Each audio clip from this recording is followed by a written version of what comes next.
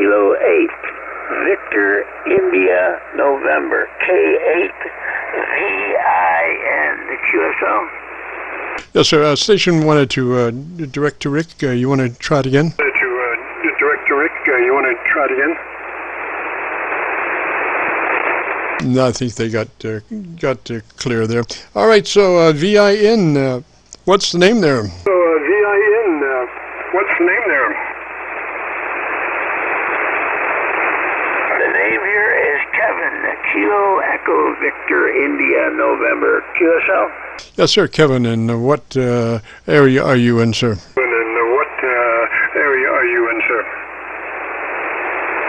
I am in Michigan right now, in my summer location on Lake St. Clair, which is 50 miles northeast of Detroit. Yes, sir, Kevin. And what radio are you running today, sir? Kevin, and what radio are you running today, sir? I'm using the ICOM 7300 and a vertical, 17-foot telescopic whip with a whip river coil up on a tripod stand about 8 feet in the air with 3 elevated 32-foot radials over. All right. Well, I'm copying you, Kevin, on the Milford PA SDR. You're at least 12 over on that SDR, loud and clear. Why don't you tell me about your antenna system for about 10 or 15 seconds, and let me see if I can get you on my local antenna. Then let me see if I can get you on my local antenna. Roger that. Model 1970, a stainless steel retractable telescopic whip. The coil that I'm using is a Wolf River XP1000 coil. It's a real nice, easy adjustable. It's kind of like a Tar Heel setup, but it's manual. You slide a collar over top of the coil so you can bring your antenna into resonance. And I'm using a aluminum tubular tripod stand that goes up about 8 foot in the air, and I've got the chameleon jaw mount clamped onto the tripod stand, and that's where the coil is mounted at about the 7-foot height, and the 17-foot whip's on top of that. So just below the coil, I've got 3 32-foot radials that are elevated approximately 3 feet above ground.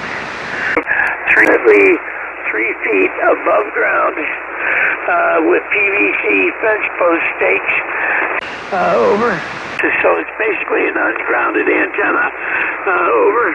Roger, Kevin. Well, I got you on my local antenna. You have a very full bottom end, very full, and so I would suggest maybe a couple of clicks of treble EQ boost to help balance that out. You know, if when we really get heavy in the bottom end, we want to strike a better balance with the articulation aspects, because Mother Nature has a way of sometimes dealing us phase cancellation blows that she bends back part of the signal one place, and then a little bit later she bends the other part back, and 2 to 1 when they come back they could be out of phase, and so they start to cancel each other, and they always start to cancel from the top end down through the audio band. So we want to be sure that we have plenty of top end content. So I would suggest maybe a +3 EQ boost, treble EQ boost from where you are.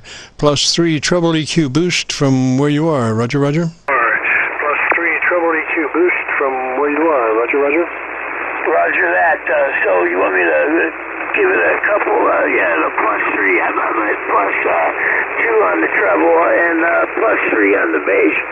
So I'll give it a couple more clicks on the treble side. Over. Yes, sir, exactly right. Bottom ends, keep the bottom end the same. Just add 2 clicks treble boost EQ from where you are, and let's see what that sounds like. Treble boost EQ from where you are, and let's see what that sounds like. Okay, here's +4 on the ICOM with 3 on the bass. Over.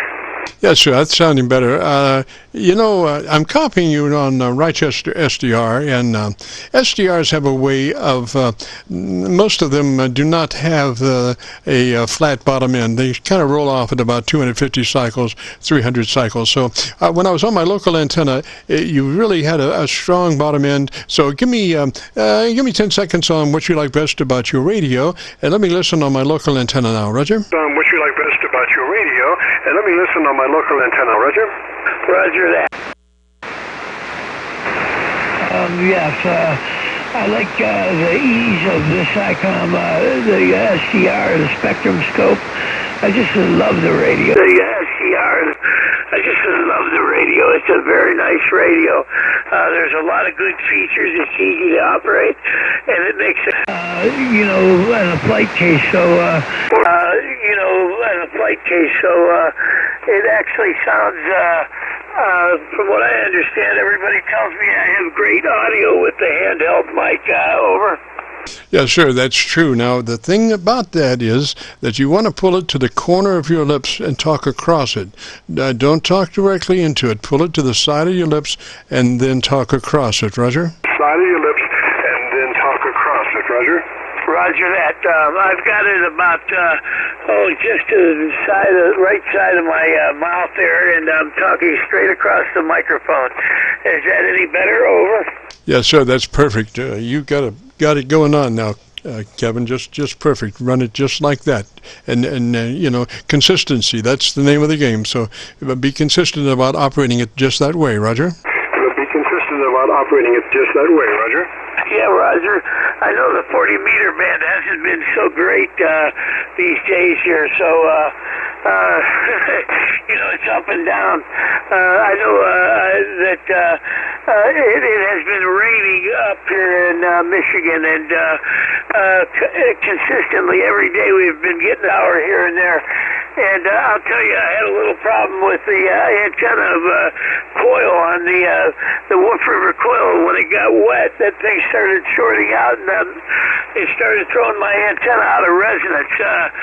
So I had to actually, wait and dry it off a couple times.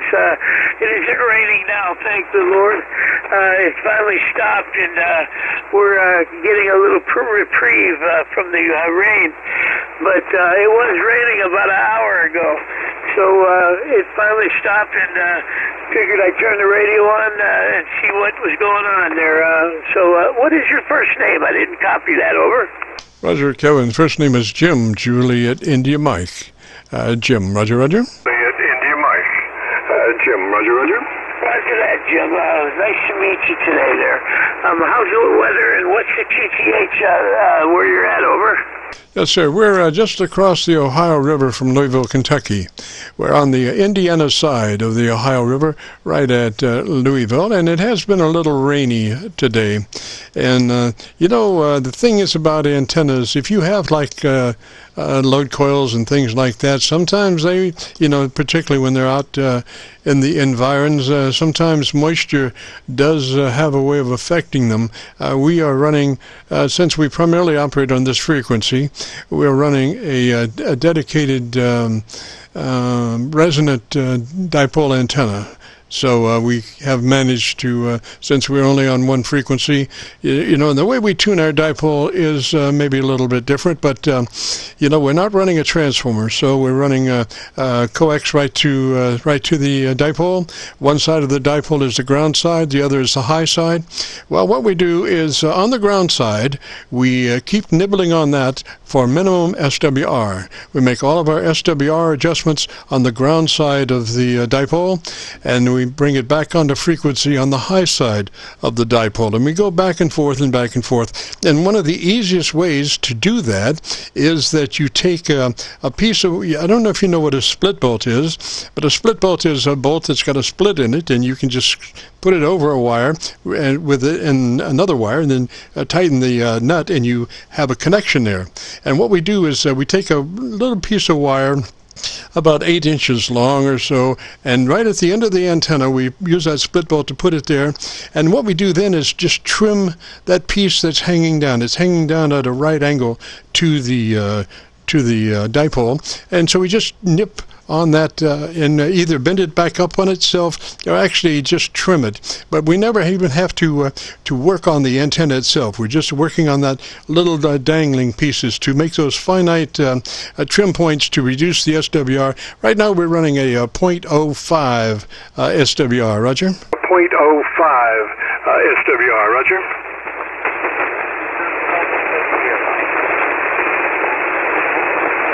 Yeah, copy.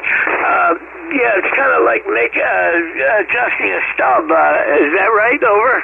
Yes, sir. Exactly. We're just trimming the end. Easy there, Jim. I don't know if I can hold it. You're fading out. I've got some real bad interference here, so I'm losing you. Can you still hear me there? Over? Oh, Kevin, you're about to blow me away, buddy.